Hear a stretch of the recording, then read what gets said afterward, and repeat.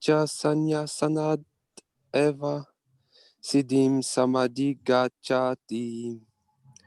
Translation: not by merely abstaining from work can one achieve freedom from reaction, nor by renunciation alone can one attain perfection. Purport: the renounced order of life can be accepted when one has been purified by the discharge of the prescribed form of duties which are laid down just to purify the hearts of materialistic men. Without purification, one cannot attain success by abruptly adopting the fourth order of life, sannyasa. According to the empirical philosophers, simply by adopting sannyasa or retiring from fruitive activities, one at once becomes as good as Narayana. But Lord Krishna does not approve this principle. Without purification of hearts, sannyasa is simply a disturbance to the social order. On the other hand, if someone takes to the transcendental service of the Lord, even without discharging his prescribed duties, whatever he may be able to advance in the cause is accepted by the Lord Bodhi Yoga. Sva alpam api asya dharmasya trayate mahato bhayat. Even a slight performance of such a principle enables one to overcome great difficulties. All right, so Prabhupada is describing, well, Krishna was describing that you don't get freedom from reaction just by stopping work. We may think, give up our job, we won't get any reaction, but there's still going to be reactions because there's karma. And we have karma from the past and it causes us to get different pleasures and pains in life. But some people think the way to avoid misery is to stop work, stop all work. So Krishna says, renunciation cannot give us perfection. It's not just by being renounced that we become perfect. That's not on either. You see, Krishna's encouraging Arjuna to work. He wants Arjuna to fight. Arjuna's got the idea, Arjuna's thinking he should avoid the battle, he should avoid the fight. But Krishna's pointing out, well, if you don't work, you're not going to get free of reactions. You're still going to have reactions. You still have karma. And you have to know how to deal with it. And so we can't stop work anyway either. You can't stop all the work. You have to do something. Everyone's forced to act. You're still going to eat. You're still going to move around. You're not going to stop and do nothing. You can't stop. So moving, you get reactions. The karma is going to come. So some people think maybe become a sannyasi, become a monk, will get away from everything. But Prabhupada points out that's also difficult. You have to prepare for that. You have to, first, without purification, you cannot abruptly become a sannyasi. You have to prepare. There's preparation. So you practice the preparation, just like some people, they do brahmachari first, and they're brahmacharis for a long time, and then they take sannyasa. And other people, maybe they're grihastas, and then they become vanaprastha. And then from vanaprastha, then they become sannyasa. Just like Prabhupada was a grihasta, and then he was renounced from the family. He was away from the family for some time. He was living in Vrindavan and doing different things. And then he took sannyas. So not that you leave home and then the next day you take sannyas. You have to prepare. You have to prepare for the detachment, cultivate the detachment, takes some time. You have to purify the heart. But what is better is to do transcendental service. So at the end of the purport, Prabhupada talks is take to the transcendental service. Even we don't do our duties, but if we do some service for Krishna, what Prabhupada describes here, Buddhi Yoga, then a little advancement on the path will save us from the danger. That's another verse in the Bhagavad Gita. In the second chapter, we had that verse. Swalpamapyasya dharmasya trayate mahatobaya. In this endeavor, there's no loss or diminution, and a little advancement made saves us from the greatest danger. The danger is that we have a human body, and if we don't use it properly, then the next life we may be degraded to the animal body. So that's very bad. If from a human body you become a dog or a pig or something in the next life, that's terrible, very bad.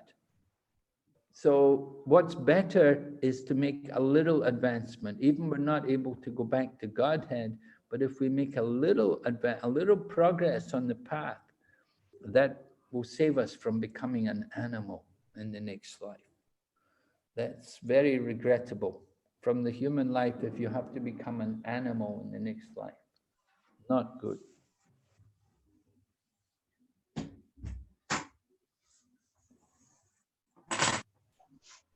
Maharaj, I was reading this morning daily thoughts of Prabhupada I received on my telephone. And he was saying that if you chant Hare Krishna, you do your duties, but still keep your bad habits and thinking, oh, anyway, I chant Hare Krishna and Krishna will purify me. It's a very bad attitude.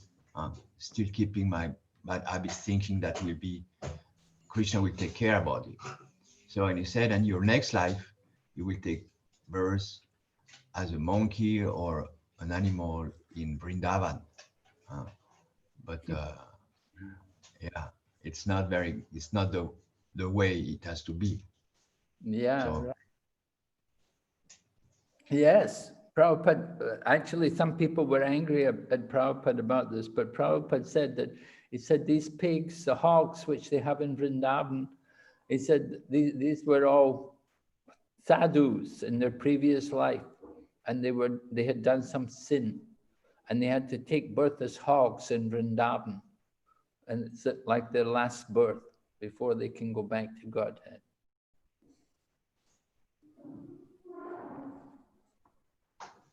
Some people were very upset Prabhupada had said this. But Prabhupada speaks the truth, you see. Prabhupada doesn't hide the truth. He's telling the facts, because people do these sinful things. And if they do something sinful, then cannot go back to Godhead.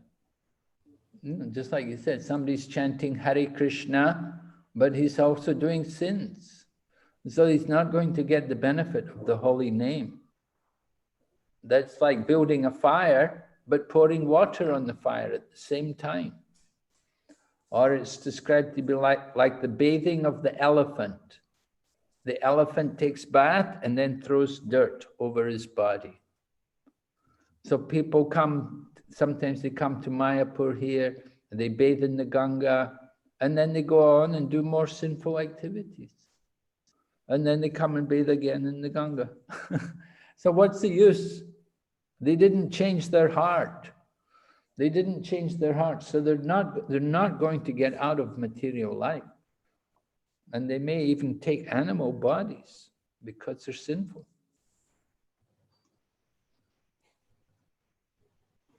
So it's very bad, very regrettable, yeah. We want to try to save people from these things. But people are so fallen, they're so ignorant, very difficult. Okay.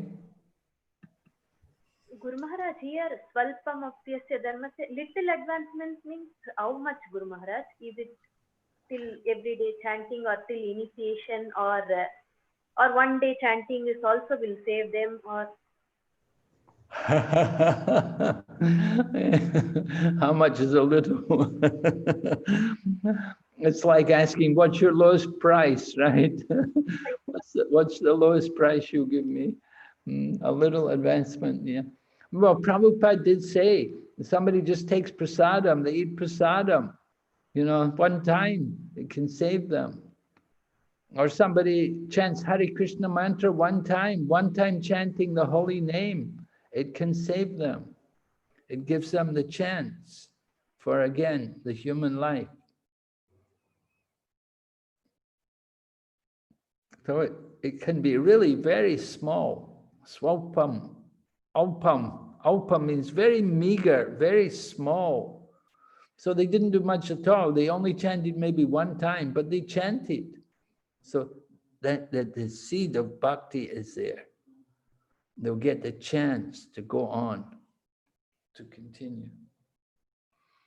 But we saw Bharat Maharaj. Bharat Maharaj, of course, he's the example of somebody who fell down. Now, he was a very advanced yogi. He was very advanced, but somehow he got attached to the deer.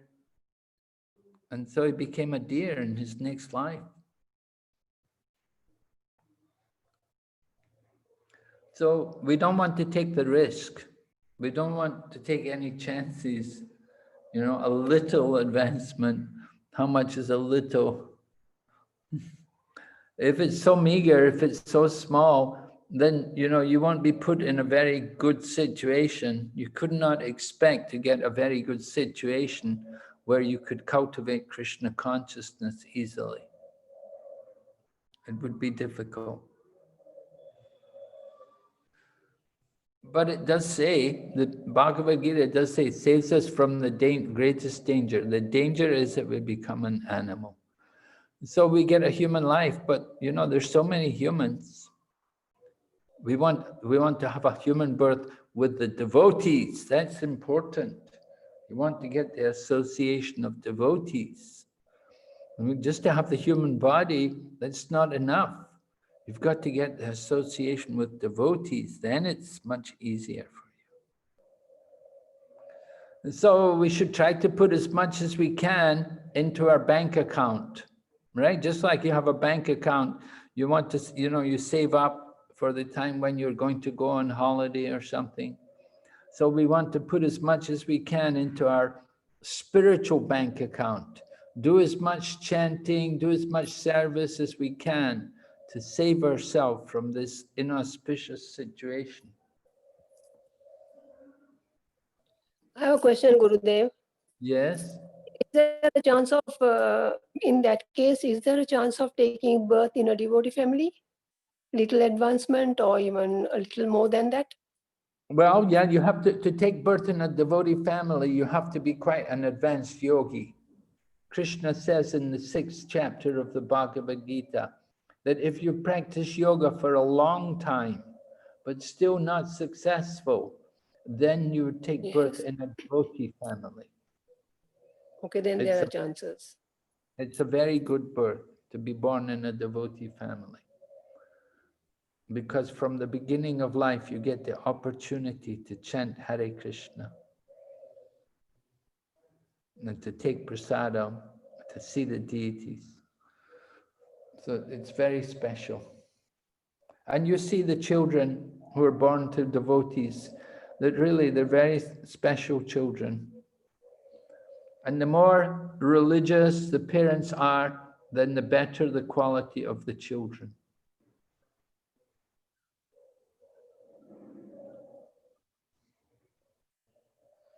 Okay, thank you, Gurudev.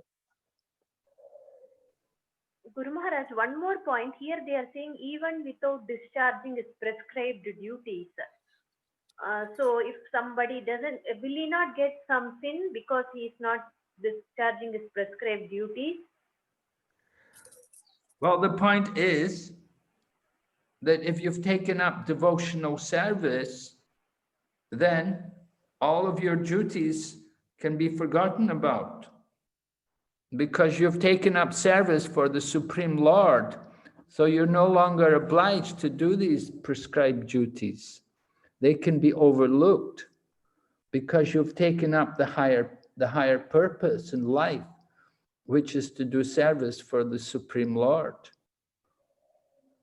Just like you may be a debtor, you may have debts, but all your debts can be wiped, they can all be overlooked because you're doing service, you've taken up devotional service. You no longer have material responsibilities.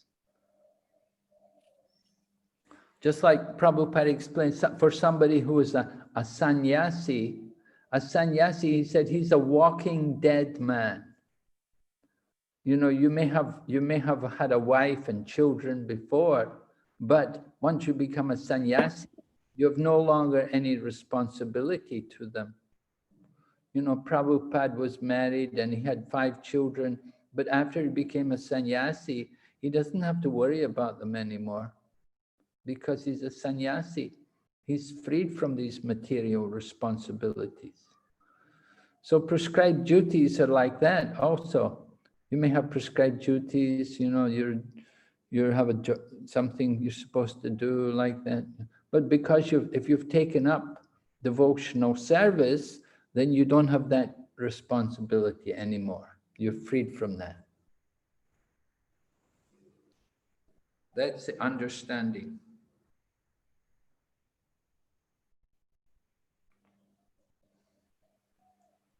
Yes, Guru Maharaj. But if they prematurely, if they are not very advanced in devotional service and prematurely they give up prescribed duties, then it's not good, Guru Maharaj, or still it's okay? Well, of course it's not very good, but it's good that they tried, even though they were not successful.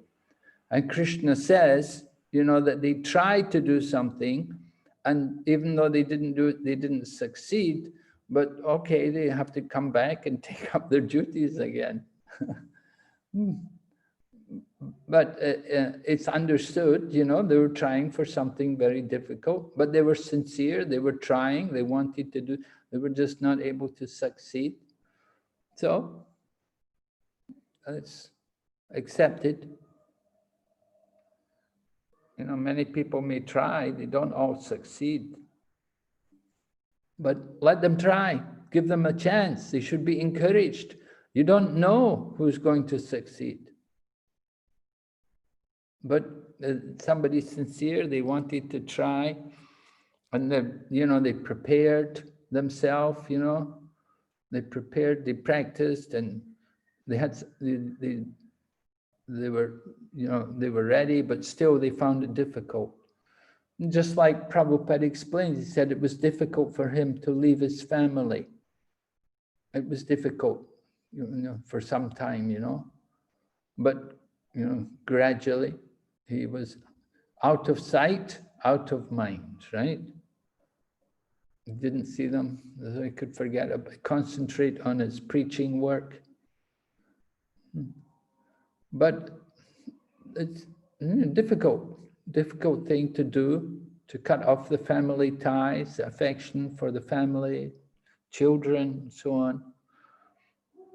But it's necessary, ultimately, for spiritual life. So one tries and not able to do it, all right, then he has to go back. But at least he made the attempt, he tried.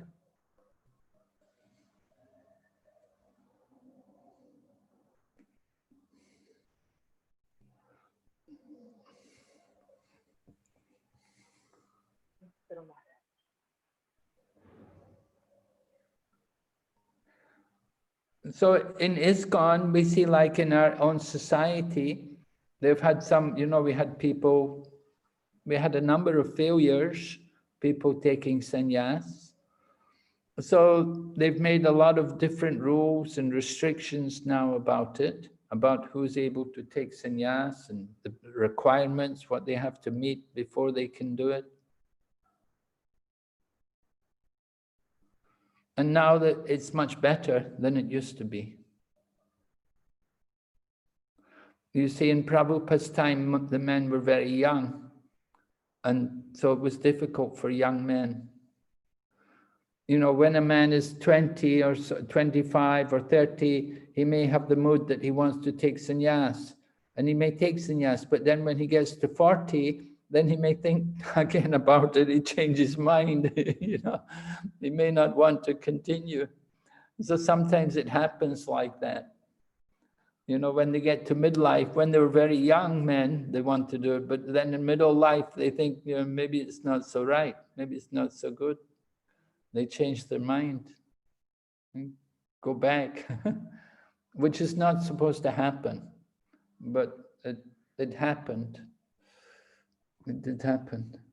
So nowadays in ISKCON, you know, people have to be a bit older before they can take sannyas, before they can renounce. And similarly for people becoming full-time devotees, like who want to live in the temple and become full-time devotees, they have to come regularly for some time, and they have to understand. You know, previously in Prabhupada's time, people could come one day and the next day move in the temple. You know, it was very sudden, very premature. So some people would come and they'd come for some time, then they'd go. So nowadays what they do, people come and, you know, they have to come for quite a while, and they have to understand more and try everything out, and people get to know them. Then they can understand who's actually qualified for this. And even nowadays for initiation, it's like that also. That sometimes we find people coming for initiation, they want to get initiation, and they come to get initiated, and after initiation you don't see them again. They just disappear. So they like to make sure that people who come for initiation nowadays should be qualified, and they have different things, like they have a disciple course, and you have to get recommendation from the temple authority. These kind of things are done nowadays before you can give initiation.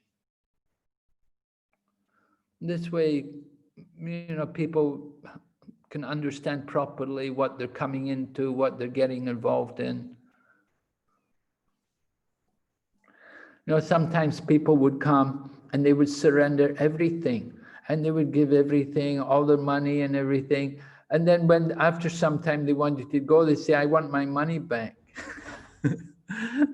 You know, after they've given everything, then they come and then say, no, I want all my money back. I give you that money, I want it back. So many difficulties like that.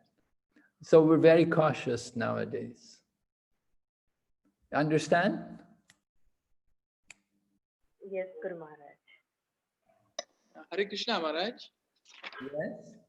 Maharaj, in 4:24, it says, a Krishna conscious person is always dovetailed with the supreme desire. And in 3:30, it says, the living entity is to become subordinate to the desires of the Lord.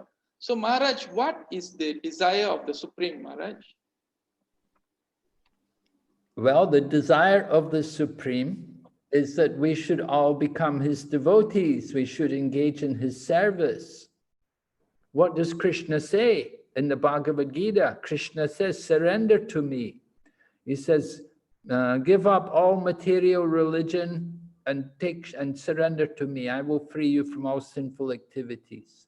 Then in the 9th chapter, at the end of the 9th chapter, you have the most confidential knowledge. And Krishna said, engage your mind in thinking of me, become my devotee, worship me and offer obeisances unto me. This is the most confidential knowledge. So Krishna has these kind of desires. He said, all that you do, all that you eat, all that you offer and give away, as well as all austerities you may perform, they should be done as an offering to me. So that's Krishna's desire, offering things to him. Like he says, patram pushpam phalam toyam, offer a leaf, flower, fruit, water with love and devotion. You could say that's Krishna's desire. Krishna's desire is that we become devotees. And he's telling us what we should be doing, what should be our activities. And so, of course, he comes in the Kali Yuga as the Lord Chaitanya Mahaprabhu to tell all of us to chant the holy name, that you have to chant the Hare Krishna mantra. Lord Chaitanya spoke the Shikshastikam. He said, Kirtaniya Sadahari, always chant the holy name. That's the Lord's desire. And we should try to fulfill his desire. We should chant.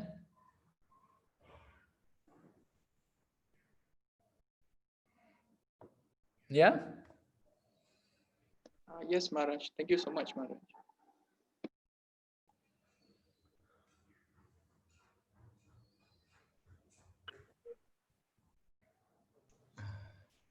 I have a question. Lord Chaitanya Mahaprabhu became a sannyasi quite young, huh? He took sannyas. Yes, 24. 24, huh? Yeah, exactly. But here is a special one. I mean, you said before you have to wait a little bit older to get sannyas, but Chaitanya was a special. Yeah. Nowadays, you have to wait. You know, people like, you know, in ISKCON, we have people like Jayapataka Swami. He took sannyas when I think he was 19. Yes. Yeah. Mm-hmm. Okay. Lord Nityananda took sannyas too? Lord Nityananda? No, Lord Nityananda, he was married. Yeah. He had 2 wives, 2 sisters. And he has 1 son. Well, there's 1 son and there was 1 daughter also. Ganga Devi was the daughter and the son was Virabhadra. And he never took sannyas, Nityananda Prabhu? I never heard he took sannyas. Okay. He So traveled. you took sannyas at what age, Maharaj? You took sannyas at I was 45? 45.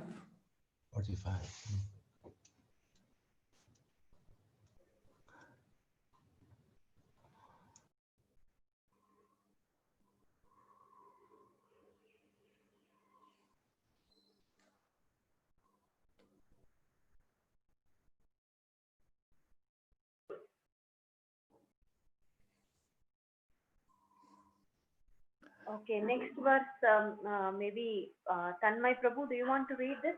3.5. Sure, Mataji. Nahi kaschit kshanam api jatu tisthati akarma kriti karyate hi avasa karma sharva prakriti jair gune. Everyone is forced to act helplessly according to the qualities he has acquired from the modes of material nature. Therefore, no one can refrain from doing something, not even for a moment. Purport. It is not a question of embodied life, but it is the nature of the soul to be always active. Without the presence of the spirit soul, the material body cannot move. The body is only a dead vehicle to be worked by the spirit soul, which is always active and cannot stop even for a moment. As such, the spirit soul has to be engaged in the good work of Krishna consciousness. Otherwise, it will be engaged in occupations dictated by the illusory energy. In contact with material energy, the spirit soul acquires material modes. And to purify the soul from such affinities, it is necessary to engage in the prescribed duties enjoined in the Shastras. But if the soul is engaged in his natural function of Krishna consciousness, whatever he is able to do is good for him. The Srimad Bhagavatam 1.5.17 affirms this. Tyaktava sadharmam charanam bhujam hared bhajan apakvotha patit tato yadi yatra kva bhavadram abhud amusyakim ko bharta apto bhajatam shadharmata. If someone takes to Krishna consciousness, even though he may not follow the prescribed duties in the Shastras or execute the devotional service properly, and even though he may fall down from the standard, there is no loss or evil for him. But if he carries all the injunction for purification in the Shastras, what does it avail him if he is not Krishna conscious? So the purificatory process is necessary for reaching this point of Krishna consciousness. Therefore, sannyasa or any purificatory process is to help reach the ultimate goal of becoming Krishna conscious, without which everything is considered a failure. So you can see this verse, Prabhupada quotes this verse in relation to what we were talking about, that even a person may fall down from the standard, there's no loss, there's no harm. But if somebody else, they just simply follow all the duties of the Shastra, but they don't develop their Krishna consciousness, and what's the good? So the attempt itself is good, to make the attempt to try to become Krishna conscious, to become surrendered and to get free from Maya, to get free from material entanglement, that is very good. And so this verse is interesting because it shows the nature of the soul. Nature of the soul is to be active. And if you try to make yourself inactive, you try to do nothing, then it doesn't work, because it's the nature of the soul to be always active. We like activities, we want to do something. And if we're not doing something, then we will be engaged by the material nature. The material nature will force us to do something. The material energy acts on us, and we get up, we walk around, we do things, talk. So many activities. You cannot just simply do nothing. We're always breathing and talking, and so many activities always going on. Even when we sleep, the mind is still so active. So how to stop all these activities? You cannot. The nature is to be, but we have to learn what is pure activity. And pure activity means acting in Krishna consciousness. When we learn to act in Krishna consciousness, that is the proper activities.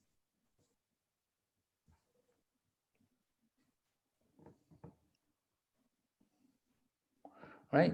Karma, Krishna karma, Prabhupada calls it.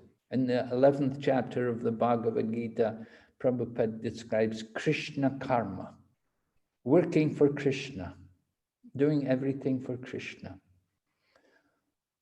Vaishnavis taking care of her daughter and her husband and cleaning the house and cooking, and it's all for Krishna. Everything in Krishna consciousness.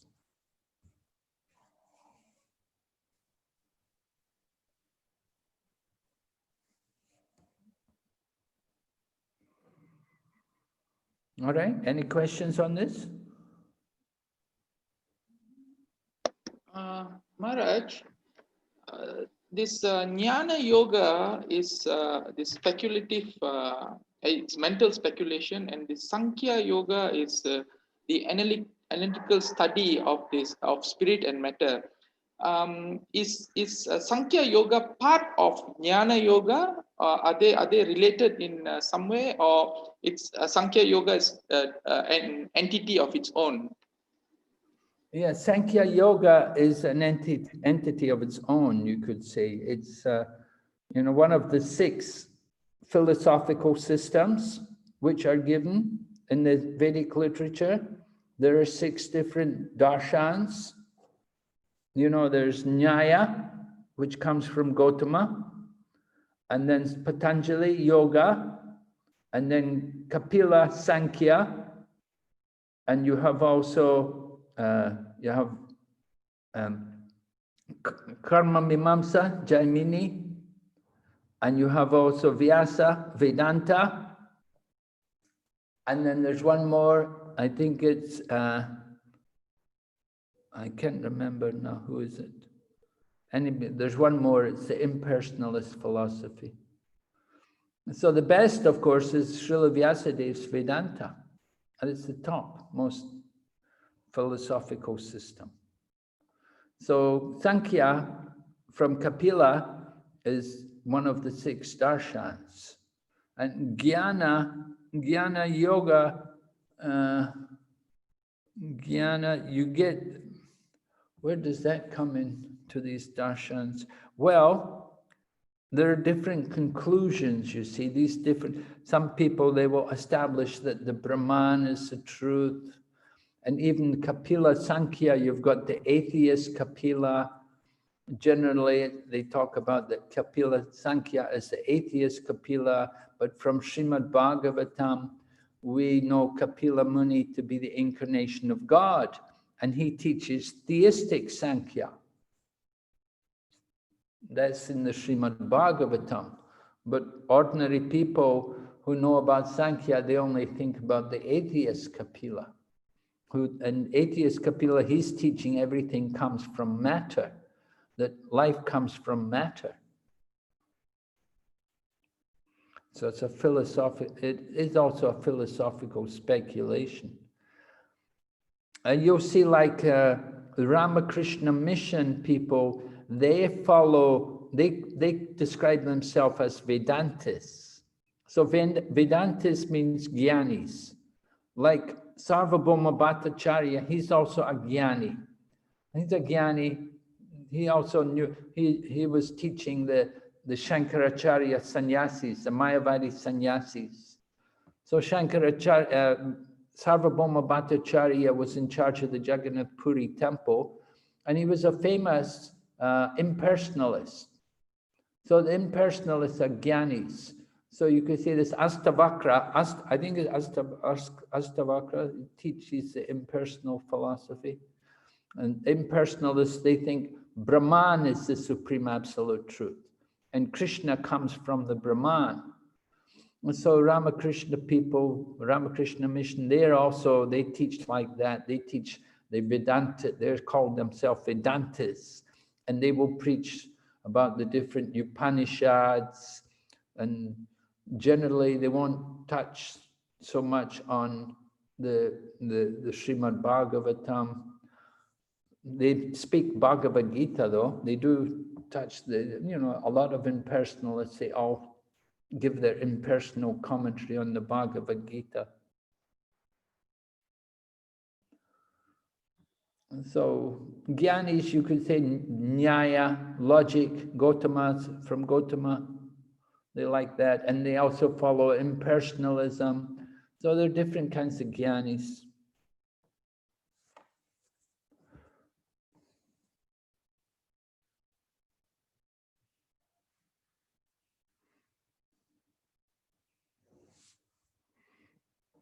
Yes? Are you there? Yes, Maharaj. Yes. Oh, okay. Thank you. Thank you, Maharaj.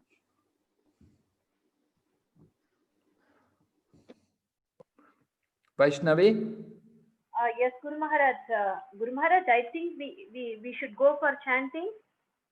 Oh, chanting. Okay, we'll do chanting, right? Yeah, very good. Yes. Thank you for reminding. Yeah.